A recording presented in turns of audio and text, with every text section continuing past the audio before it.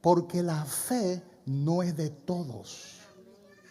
Por eso cuando usted recibe esto por revelación, usted se humilla ante su altar. Usted no se cansa de darle la gloria a Dios.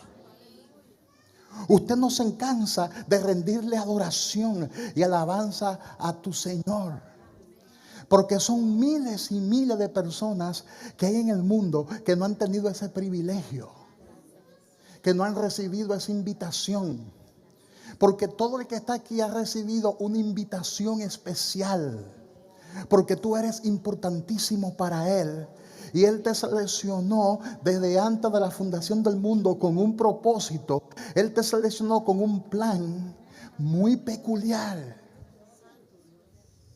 Porque hay gente que solamente piensan que Él nos salvó del infierno. Y es cierto, Él nos salvó del infierno.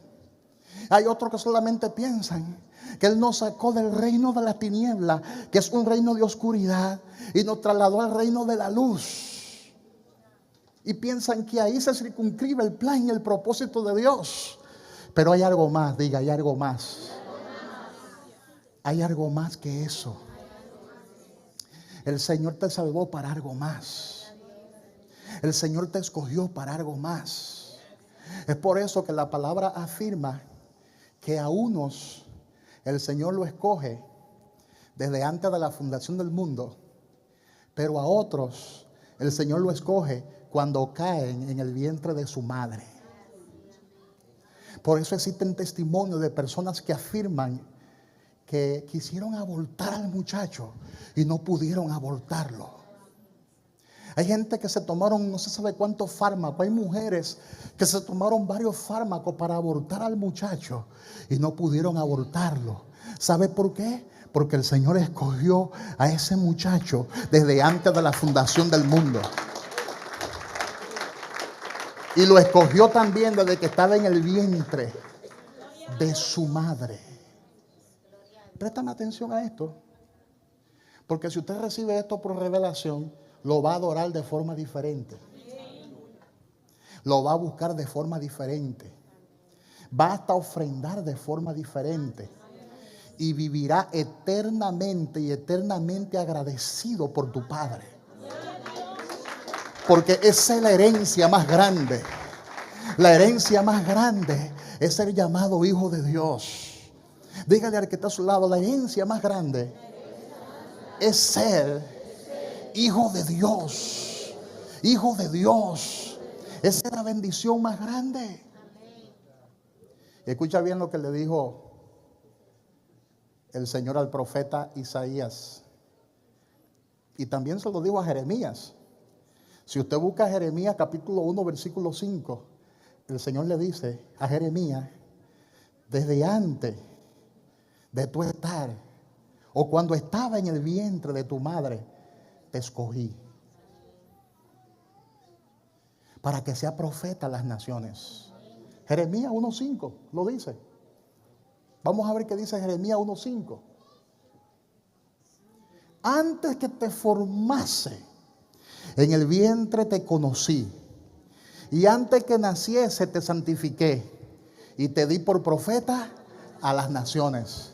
Diga, el Señor conoció a Jeremías antes de que se formara en el vientre. Significa que a unos el Señor los escoge en la eternidad, antes de que el mundo fuese, y el Señor lo había escogido. Y a otros el Señor lo escoge antes de ser formado en el vientre de su madre. Cuando yo recibí esto por revelación, yo me postré, yo me humillé ante la presencia de Dios, porque no somos dignos de esta bendición. Y entendí por qué mi madre no me abortó.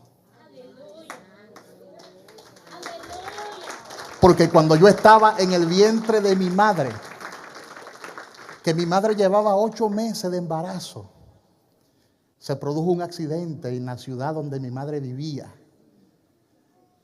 se le fueron los frenos a una guagua gigantesca que existía en el año 1976. Se le fueron los frenos y chocó contra aquella casa donde vivía mi madre.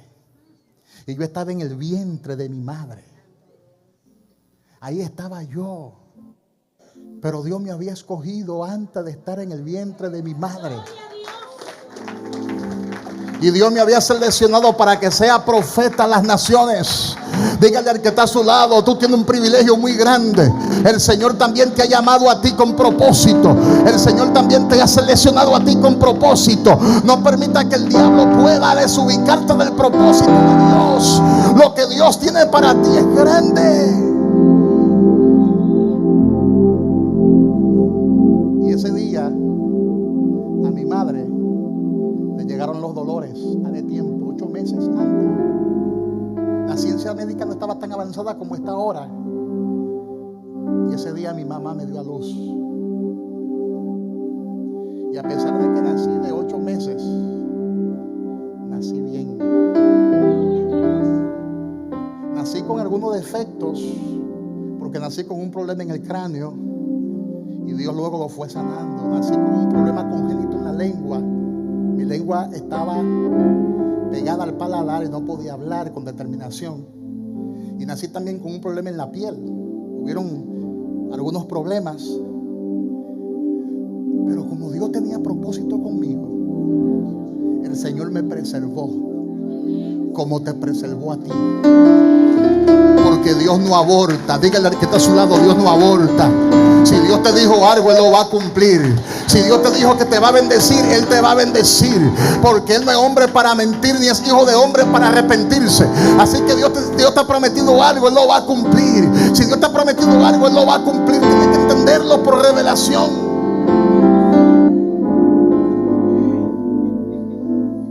Y ese día, Julio, nací. Claro está, con dificultades, como le expliqué. Y a la edad de 3, 4 y 5 años, el Señor me abrió el mundo espiritual. Y yo podía ver los demonios. Siendo un niño, yo podía ver cómo los demonios se movían por donde quiera. Yo pensaba que me estaba volviendo loco, porque el propósito del diablo era volverme loco. Luego el Señor me lo reveló, que yo sea un niño anormal.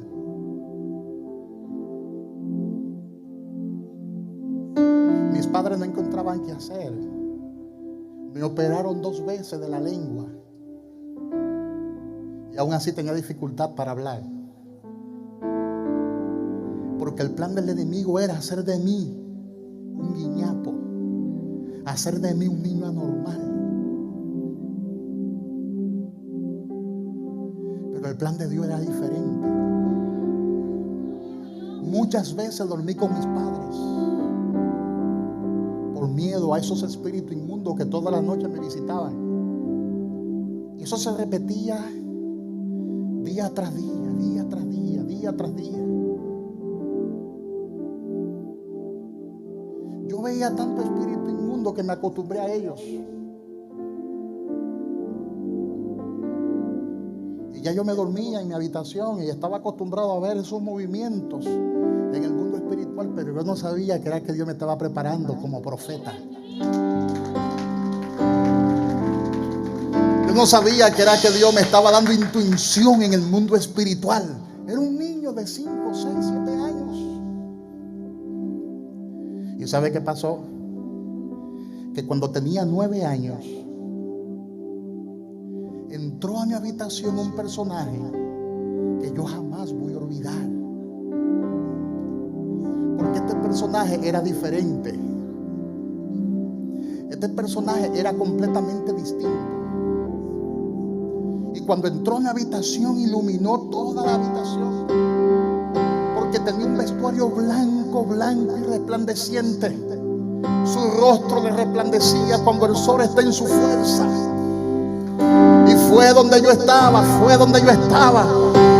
iba caminando firmemente y me dijo: yo soy Jesús.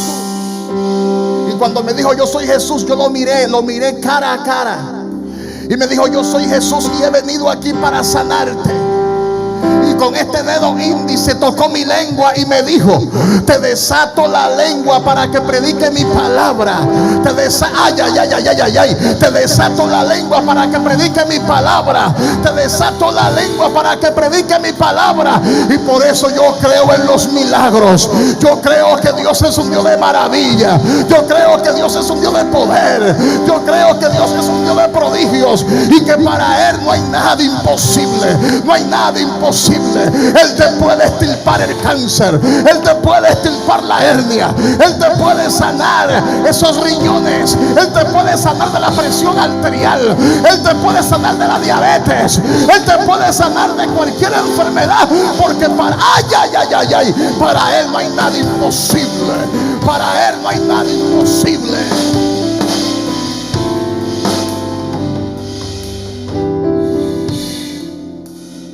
Y ese día algo pasó, algo sucedió. Mi vida cambió porque nació en mí como niño el deseo natural de buscar a Dios. Mi familia era una familia religiosa como cualquier familia que va los domingos a la iglesia. Pero iban a una iglesia que no creen en las manifestaciones del Espíritu Santo. Iban a una congregación que no creían en los milagros. Una religión muerta y vacía. Y yo, como no iba al fin, iba con ellos a la iglesia. Y en una escuela bíblica el Espíritu Santo cayó sobre mí, descendió sobre mí. Yo tenía 10 años de edad y el Espíritu descendió sobre mí. Y le cuento esto porque hay gente que está desesperada. Yo puedo recibir en mi espíritu que hay gente sentada ahí en la silla que necesitan un milagro de Dios. Y déjame decirte que hay un tiempo en el que el Señor nos visita. Hay un tiempo en que el Señor dice: hoy es el día de tu milagro. Es como la salvación. Hay un tiempo en que el Señor te invita. Hay un tiempo en que el Señor te convence de pecado, de justicia y de juicio. Porque ¿cómo usted le va a exigir a una persona que no ha nacido de nuevo que se arrepienta? No hay forma de que una persona que no haya nacido de nuevo se arrepienta. Porque la palabra arrepentimiento, la palabra metanoia, que significa un cambio de mentalidad, un cambio de parecer, significa un volverse hacia Dios, cambiar de rumbo, cambiar de ruta. ¿Y cómo una persona que no ha nacido de nuevo puede arrepentirse? No hay manera, no hay forma. Por años hay gente que han pensado lo siguiente: que para que la persona nazca de nuevo tiene primero que arrepentirse. Y es al revés. Porque los hijos de Dios no se hacen. Los hijos de Dios nacen.